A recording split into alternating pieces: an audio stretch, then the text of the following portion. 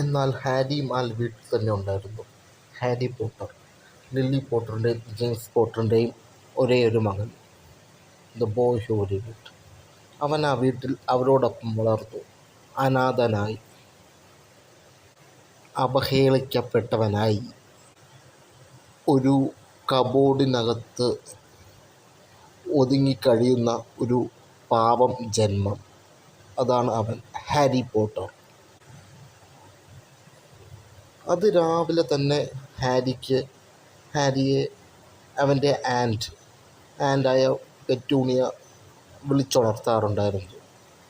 അവൻ എണീച്ചാൽ ആ വീട്ടിലെ എല്ലാ ജോലികളും ചെയ്യണം. ഫുഡ് ഉണ്ടാക്കണം, വീട് ക്ലീൻ ചെയ്യണം, ഗാർഡനൊക്കെ നോക്കണം, അങ്ങനെയൊക്കെ. അങ്ങനെ അവൻ അവിടെ കഴിയുമായിരുന്നു. അങ്ങനെ ഒരു ദിവസം വന്നു, ഡഡ്ലിയുടെ ബർത്ത്ഡേ.